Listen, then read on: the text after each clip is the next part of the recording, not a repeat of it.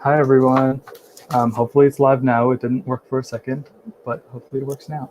So welcome to our red carpet interviews. Tonight you'll be hearing interviews with some of our Broadway stars and some of our rising stars.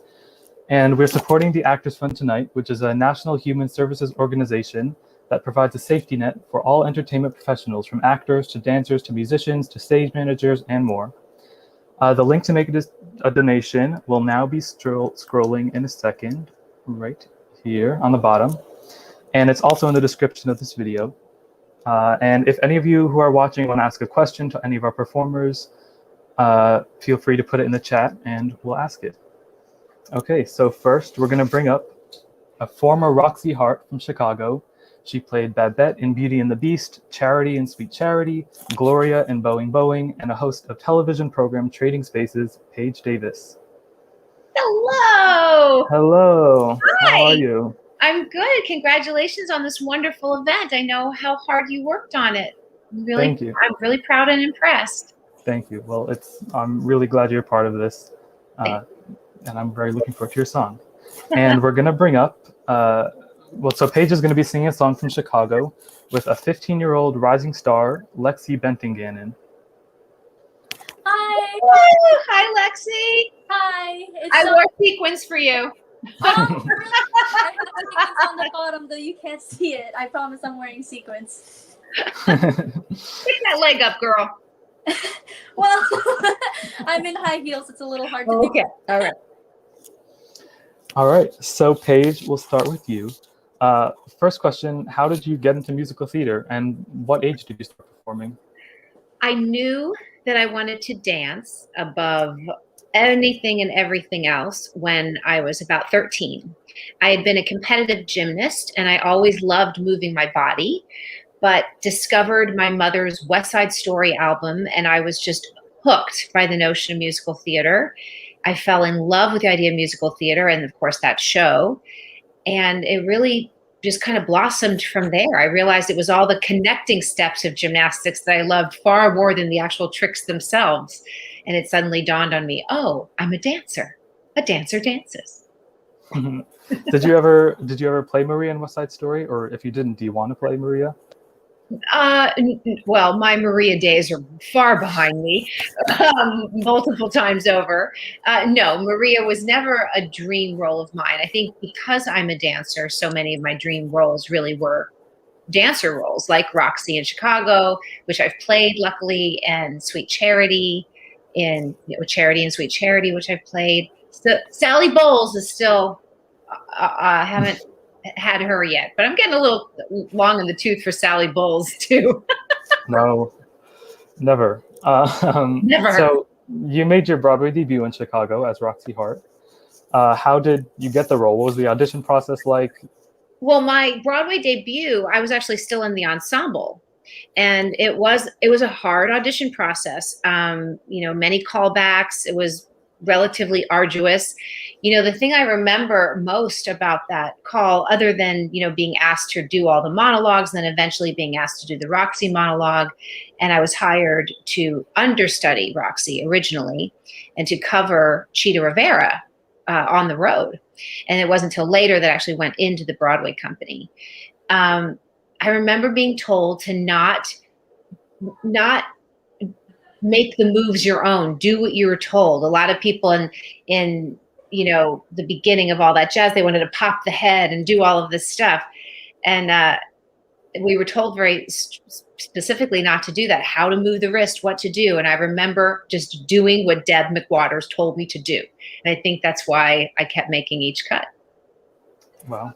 Yeah, I know a lot of times performers are asked to make the role their own, but I guess since it's such an iconic... And when you are asked to, you should. But when you're specifically told not to, don't. Exactly, yeah. And you played Roxy both on Broadway and on tour, I believe. Yes, I did. And I was in the ensemble of the Portugal company. I've been all over the world with the musical Chicago. What's your favorite production that you've done of it? Oh, well, Broadway, of course. But although I probably sentimentally, my favorite was the last tour that I did. I still have the closest, dearest friends from that tour. And I mean, of course, I love the work, but honestly, the friendships I made on that that tour are just will last forever. Yeah. Well, that's the great thing about Broadway. You always make friends and keep in touch with everyone. That's true.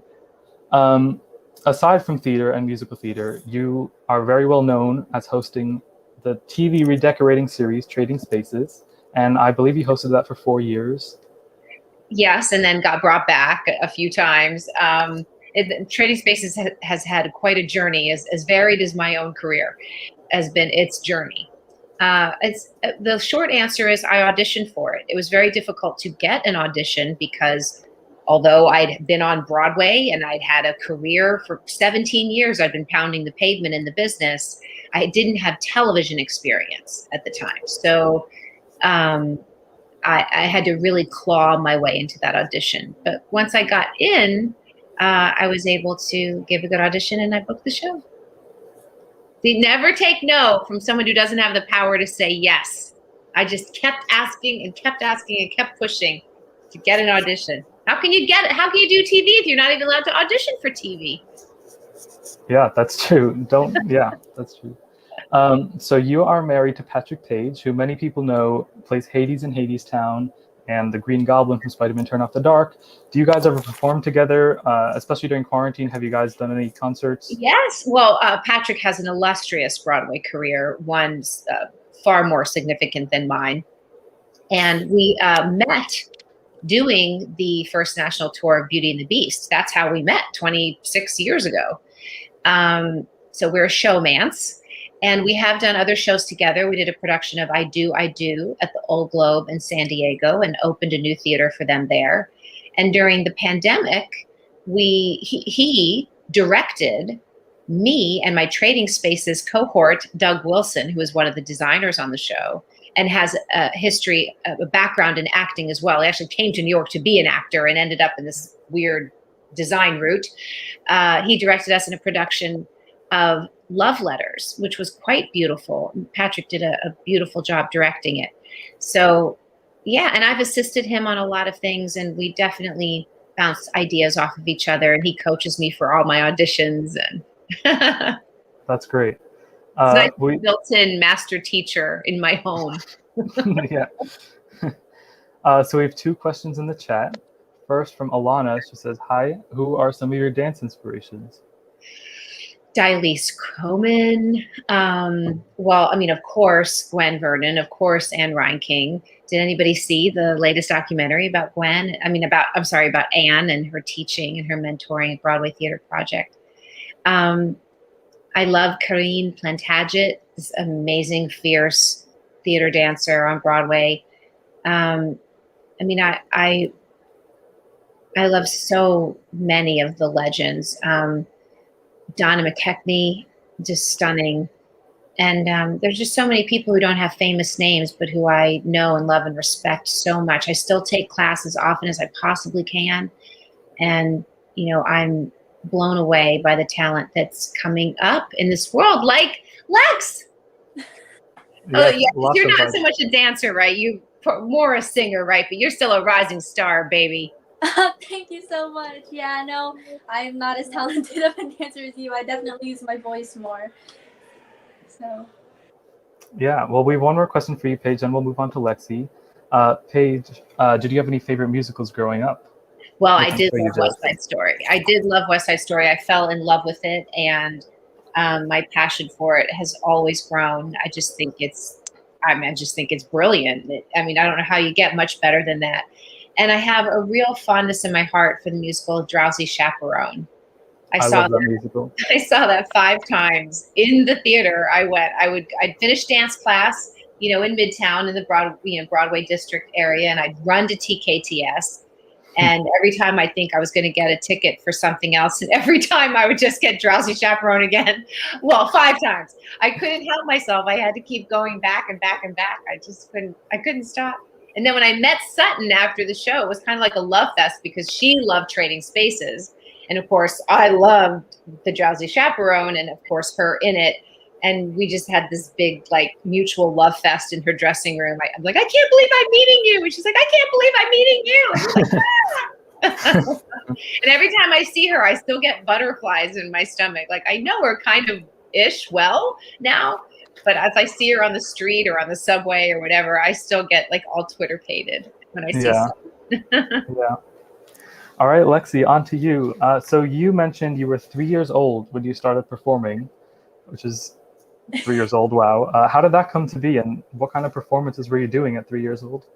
Well, since I was really young, since around the age of 2, or basically when I could talk, I always knew I wanted to do music. I wanted to sing.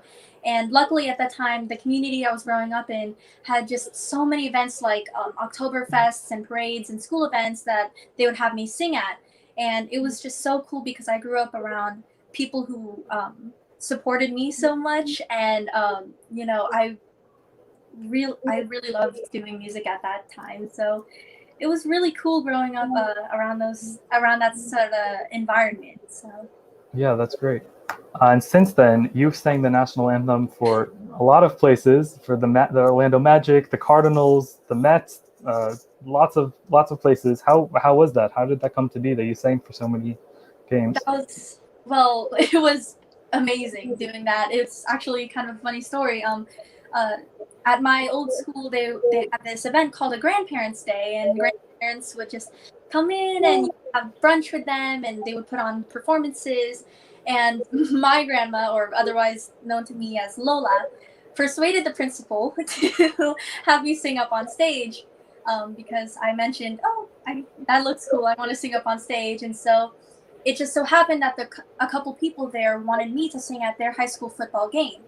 And so when I sang at that high school football game, it just so happened that the Orlando Magic marketing team was there. And so by the age of 6, I was on the basketball court singing the national anthem, and it was so cool. I remember I wasn't really nervous. I was more excited. I'm pretty sure my parents were more nervous than I was because it was in front of 18,000 people. So it was a really cool experience. It was just for me to get out there and for me to actually see myself up on that camera. It was so cool, and that's really when I knew, this is what I want to do, And at 6 years old too. That's very even more impressive. Well, it's lucky because you were able to like really picture your life. Like you were able to see like this is possible. This can happen. Definitely. Sometimes like things don't happen unless you visualize them, unless you believe. If you can see it, you can believe it, right? Mm-hmm. I think that's what helped sort of my drive towards music and towards Broadway and towards becoming, I guess you could say, trying to become main stage in music, because seeing myself up there on that screen was kind of an eye-opener for me, and it was such a cool experience. I don't even know how to put it into words. It's crazy. That's neat, Lexi. Thank you. I have one more question for you, Lexi. So aside from performing, you're a spokesperson to raise awareness for type 1 diabetes. So what does that work entail, and in what way do you feel that your work really impacted people's lives? So I was diagnosed with diabetes type 1 at the age of 7, and since then I've been wearing an Omnipod, and I work personally with the company, and they fly me out to different events around the nation, and they have me sing and do speeches for them. And it's really cool because along with just getting to promote their brand, which has helped me so much, I get to spread the message to other people that even if you face an obstacle, no matter what obstacle you face, you can do anything you want to do as long as you have the hard work ethic and the drive to do it and the passion to do it. I mean, really, you can do anything. With me, it's become, type 1 diabetes has become sort of my second nature, and it's not that it controls me. I'm more on live with it, and I love to spread that message to other people, and it really drives me to do more, seeing people's faces light up, especially people who have been having a hard time with diabetes or getting accustomed to that life. So it's been really cool getting to fly out to different events and just see those people and talk to them and get to know them. So yeah, great. It's beautiful to see. Thank you. Yeah, so we're going to do a very quick lightning round of a few questions. So Paige, what's your favorite role that you've played? Well, Charity. But my favorite show, my favorite job I ever did was Boeing on Broadway, which was a play no singing, no dancing. And it was a farce. And that was my favorite job I've ever done. Awesome. Lexi, what's your favorite song to sing? My favorite song to sing, I have a couple.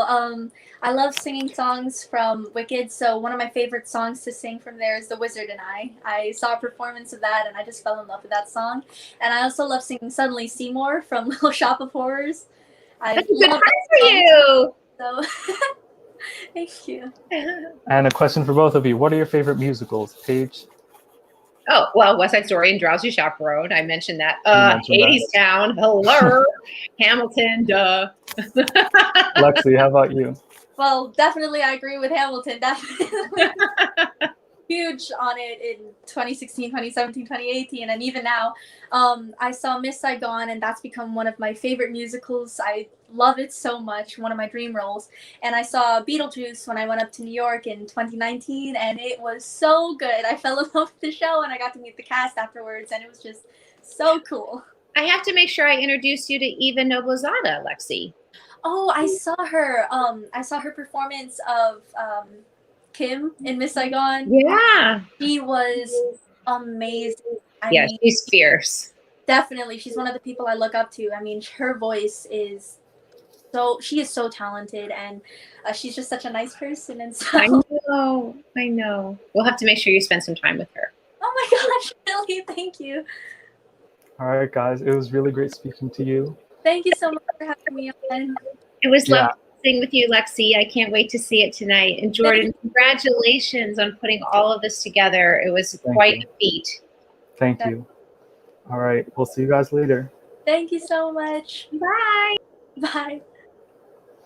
Okay, next up, we have a few rising stars who will be interviewed. First, we have 14-year-old Gracie Bryant. Hi, Gracie. Hi. How are you? I'm great. How are you? I'm good. Next, we have 18-year-old Hayden Poe. Hi. Hi, how's it going? I'm doing great. How are you? I'm well also. And finally, 18-year-old Kaylee Fiorello. Hi. Hi. How are you? I'm good. Great. So, first question for all of you. How old were you when you guys started performing and singing, and what inspired you? So, Gracie, I want to go first. Okay. My first show that I ever did was The Little Mermaid when I was in first grade at my elementary school, and I played the Littlest Mermaid sister. And I remember so clearly, every time I would go off stage in that show, I would turn around to the audience, I go, bye! And I think that's when I knew that, like, this is what I was meant to do.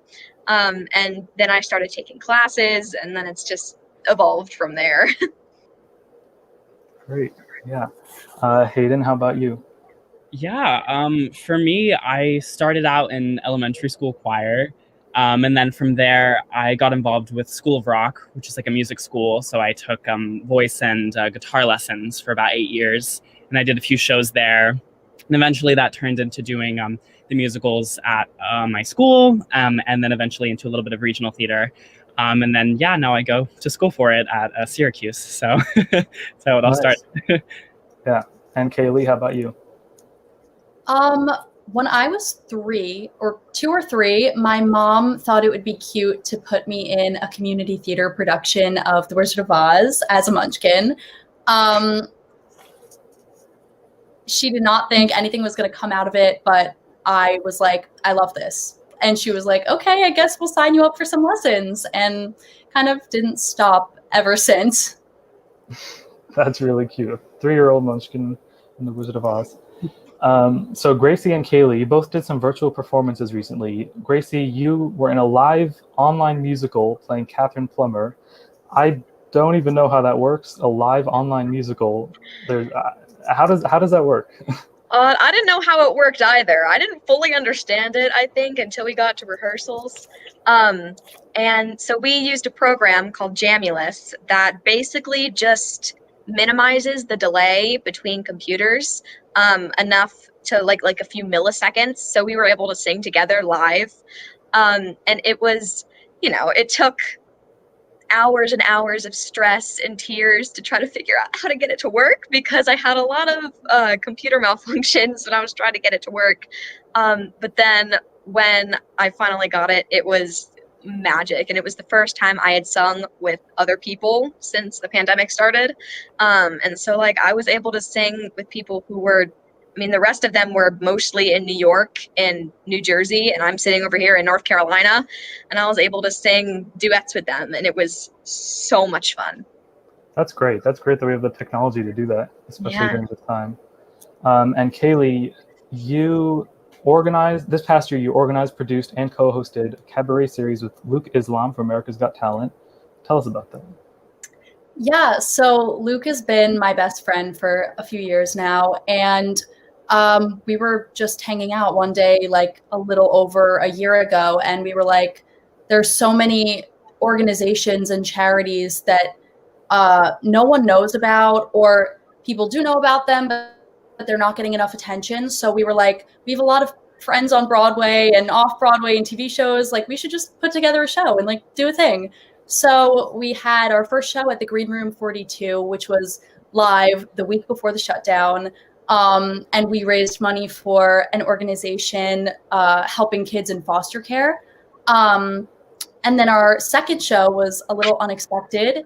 It was online, and it was really big. We had people like Antonio Cipriano, Shoshana Bean, Mariah Rose Faith, so many people. And we did a huge fundraiser for the Actors Fund because this was like maybe 2 months into the shutdown pandemic situation. So that was really awesome. And we hope to do a lot more shows when he comes home. He's filming a movie right now. Well, it's great you guys moved to online. This show originally, 29 originally started in person, and then COVID hit, and we obviously couldn't do that. And then it adapted, and now it's what it is now. Yeah. Hayden, so you mentioned you performed with the School of Rock All-Star Tour, and how was that like? How did you manage school and the tour and all that? Yeah, no, I was, like I said a little bit earlier, I was involved with the School of Rock, which is a performance-based music school. So I took lessons there for about 8 years. I did a bunch of cover band shows in Seattle, where I'm from. And eventually they have this program called All Stars, where it's the top 1% of the program. It's audition-based, and those who are chosen get to tour the country, playing at a bunch of venues across the United States. So that was amazing. I got to do it 3 summers in a row. So it was nice. It didn't conflict with school. It was every summer, I believe, freshman through junior year of high school. So I got to perform in so many incredible places. I got to perform at the Red Rocks Amphitheater in Colorado for 10,000 people. I got to perform at Lollapalooza, a music festival in Chicago. Yeah, it was a fantastic experience. I mean, touring is definitely very taxing. Being on the bus, waking up super early, driving 8 hours to a different state, and then doing a show that night and doing it all over again the next day. So it definitely was very, very taxing, but it's what I love to do. So it was an amazing experience. Yeah, it sounds like a great experience. All right, so now we're going to do our lightning round of questions. The first question is, what's your favorite musical, Gracie? Anything goes, definitely. Nice. Hayden? I would say Waitress, because it was the show that got me into theater. And Kaylee? Probably Dear Evan Hansen. Oh yeah, that's a good one. That's a good one. Next, what's your favorite song to sing? Hayden, why don't you go first? I'd say recently, My Petersburg from Anastasia is really fun. Or for like a duet, I love singing Bad Idea from Waitress. It's so much fun to sing. Yeah, Kaylee?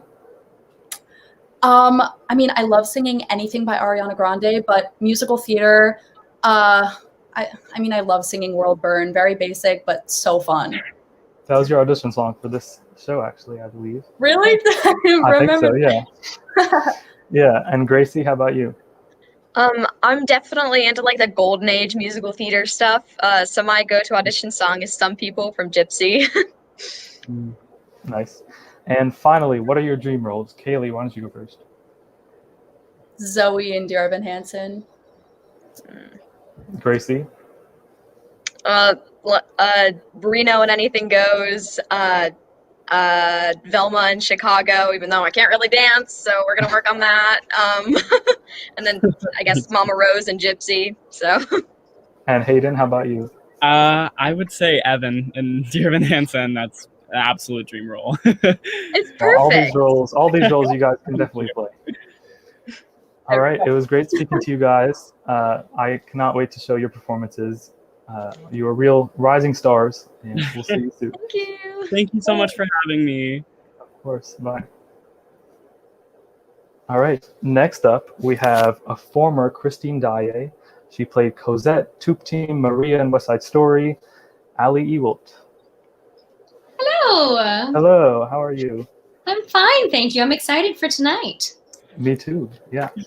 And now Ali will be singing a duet. Well, not now. Later in the show, Ali will be singing a duet with an extremely, extremely talented 8-year-old opera singer, Victory Brinker. Hi. Hi, Victory. How are you doing? Good. All right. So, Ali, we'll start with some questions for you. Sure. How old were you when you started performing and singing? Yeah. I was probably about 3 or so when my mom first put me into like dance class. I'm not quite sure how much, real performing was happening, but I certainly enjoyed it. And that was sort of where I started my training that way. And then I think it's one of those, I've been singing sort of for as long as I could speak. I liked to sing. But I would say, I did one professional show when I was 10. And then I did everything kind of in my high school. And it wasn't until college and after I graduated from college that I really tried to pursue this as a career. I was not nearly as advanced as Miss Wonderful Victory over there. Well, you still were very good. And it's clear you started when you were 3 years old, because if some of you saw our teaser trailer that featured young Ali and younger Victory, we saw Ali. I can show the clip here. We see Ali on a cruise ship when she's 11 years old performing Think of Me. I'll show a little bit of that now. Think of me only when we said goodbye. Remember me once in a while. Please promise me you'll try. Whew. Yeah, no, I was not at Victory's level, but I was at it. That was probably the first time I think that I sang. That was great. Oh, so kind. I think that was the first time I sang Think of Me live, like for people, for humans ever. So that was the debut of, a song that I thankfully have since sung many times. Did you know if you wanted to play Christine at that moment? Oh, I definitely did. I had seen the show already on Broadway at that point, was totally obsessed with it. But also that first show and only show that I did as a child was the other version of Phantom. It was the Maury Eston, Arthur Kopit Phantom. And I played the little girl, which basically meant that I was in the ensemble. I was in the first opening number, and then I got to run from the chandelier at the end of the first act. It was at the Westchester Broadway Theater, and I would just sit backstage and sort of watch all of the actors. And I was particularly obsessed with Glory Crampton, who played Christine in that version of the show, and just loved the idea of this character and somebody who got to sing, the way that I love to sing in this soprano legit way. Yeah, that's great. So you've played many iconic roles. Was there something unique about Christine versus any other roles you played? Yeah, I think the thing about Christine that that surprised me was sort of how epic her part was in the show. I barely left the stage. Anytime I would leave the stage, it would be to change costumes, except for one little break in the first act. Intermission was both like a wig and a costume change. And so it was constantly going, and there was a really high element of physicality to it. All the dresses were very heavy. There was ladder climbing and, picking myself up off the floor, in addition to, obviously all of the singing and all of the range of emotions. She was exciting to play because she really did go on such a journey, such an epic journey every night. Yeah, that sounds so both physically and vocally demanding. Was that, how did that, did you ever feel like you couldn't get on stage the next day, or? It was tough. I mean, this was when, thankfully, because I did 6 of the 8 shows, that was the way that, the Phantom had been set up from when Sarah Brightman was playing Christine. And I was so grateful for it. I mean, obviously had amazing alternates that would do the shows when I wasn't there. And but it became very much about focusing on self-care and making sure that, when I wasn't doing the show, I was sleeping and drinking water and just really, getting massages and eating well, and everything sort of revolved around me taking care of myself so that I would be able to perform every night. I really had to kind of give all of my emphasis into protecting myself for the epic show to come. Yeah, definitely. So you made your Broadway debut playing Cozette in Les Miserables. Tell us about that. What was the audition process? Was that a role you really wanted to play at the time? Yeah, I think Les Mis was the first musical that I really fully memorized from end to end. Absolutely fell in love with it as a child. And so when the time came to, let's be honest, I wanted to be Eponine. Everybody wants to be Eponine. But I knew I was a soprano, and the soprano role was Cozette. But so I got to audition for the tour. It was the 3rd national tour that had sort of come from the original Broadway production. And I went in and I sang the Cozette material, and it went sort of well. Didn't hear a thing. And then a couple of months later, I got a call from my agent saying, Les Mis has an opening on the tour and the ensemble, Understanding Cozette. They're curious if you're available and interested. And so thankfully I was on the tour for about 8 months, I think, 8 to 10 months, touring all over the country. Understudying Cozette, I had this amazing part in the ensemble. I played, part of my track was playing a boy on the barricade. So I had a unibrow, I had tooth black on, I was handing out bullets and, getting shot. It was very fun and very dramatic. And then while we were on tour, they told us that they would be opening a new Broadway company. They would be closing our tour, but we could all audition for the Broadway revival. And so between cities, I was between Cleveland and Cincinnati. They flew us to New York. We all auditioned just on that one day, then flew to Cincinnati to continue on with the tour. And thankfully, they brought me back in. I had to leave. I had gone to Cincinnati. I had to come back from Cincinnati. And I was on my way to audition. I just warmed up somewhere. And of course, as luck would have it, a bird pooped all over me, which, apparently they say is good luck, and sort of panned out that way. But it was a very interesting icebreaker because I walked into my, my first ever Broadway final callback and had to kind of explain to all of these people that I admired and had watched their careers for years, and, our director and Cameron McIntosh and all these people, like, I'm so sorry, I've had a bit of an accident. To beat myself up. But I think it ended up being the best thing because it sort of like took the pressure off in that moment and let me kind of relax into doing a good job, thankfully. And then after we closed the tour, I had a couple months off and we started on Broadway, and it was really wonderful. I think I was very fortunate that I was doing a role that I had done already, because I think otherwise the imposter syndrome would have been completely paralyzing. I already was sort of intimidated by all these amazing actors that I had looked up to professionally for so many years, and so getting to work with them in a capacity where I was fairly certain that I knew what I was doing, I think was really a gift. Yeah, well, it's good you didn't chicken out of the audition because of the bird poop. It's true.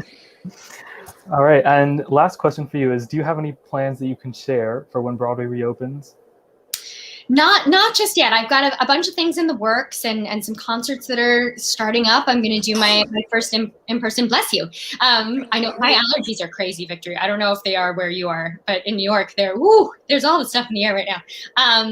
But yeah, so I'm going to do an in-person concert in Vegas to celebrate Philippine Independence Day with my friends Broadway Barkada. So that's coming up in June, which is exciting, and got a couple other sort of concert things in the works, and then hopefully some theater. Nothing in New York just yet, but some exciting regional things. So keep an eye out.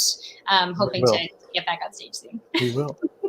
All right, Victory, let's go on to you. So when you were 6 years old, you sang the national anthem before a Utah Jazz game. That's super impressive. How did that come to be? Well, they saw some of my videos on YouTube and they asked me if I wanted to sing for them. That's great. Well, it's great that they saw your videos, and that sounds like a great opportunity. And I know that when you were 7 years old, you performed on Little Big Shots, and you sang The Queen of the Night in German, which, let alone in English, I know is a very hard song. And at 7 years old, that's just crazy impressive. And I listened to a video, and it just sounds so professional and so much like an adult. What was it like performing on that show? It was so fun. And Melissa McCarthy was so funny. And I made so many new friends. That's great.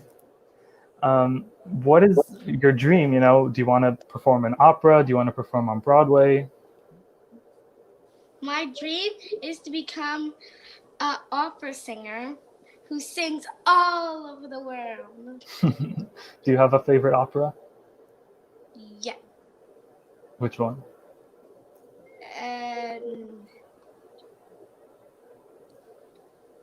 Never mind, I don't. No, okay, you don't have to share. And separate from performing, what are some hobbies that you like? What else do you like to do? I like to swim. I like to sing. I like to read. And I like to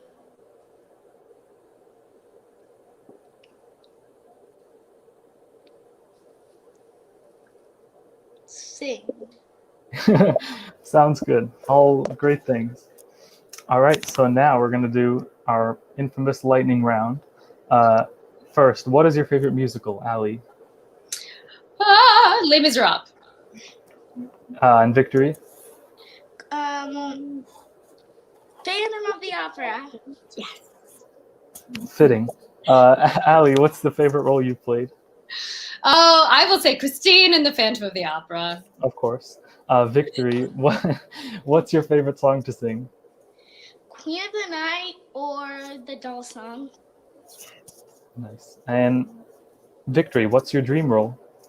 My dream role is to play Annie or Christine when I'm older. Both of those will definitely happen.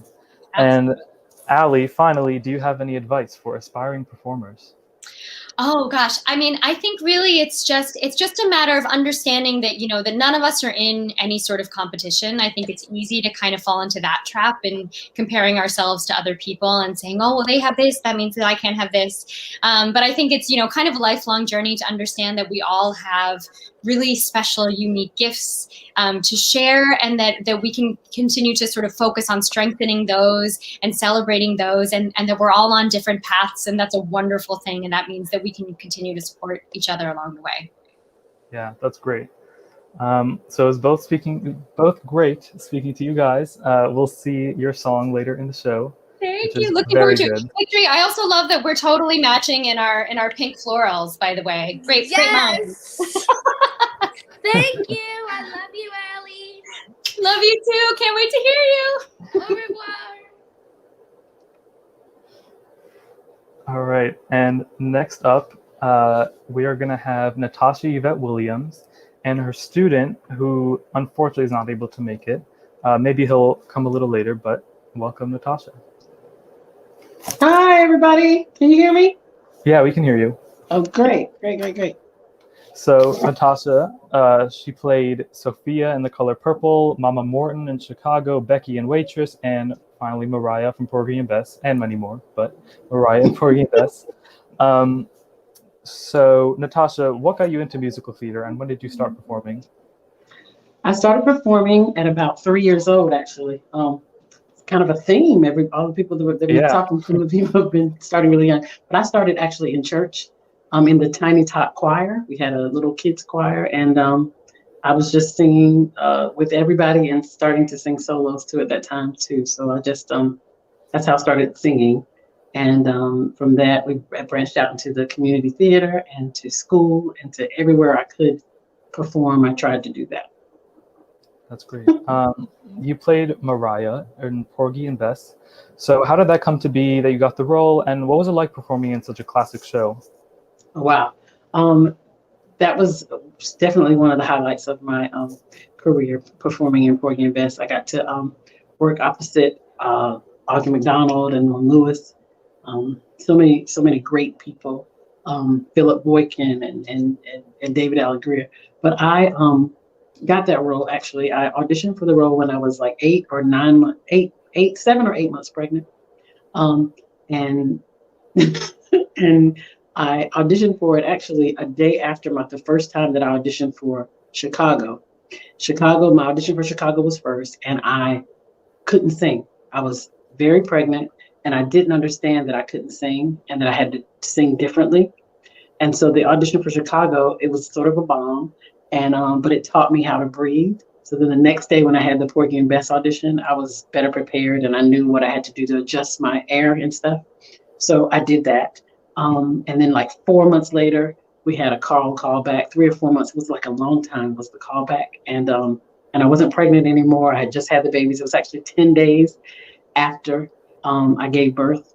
And I still had hospital bracelets on because I had twins and they were still in the hospital. So I had to go to the callback and they wanted us to dance.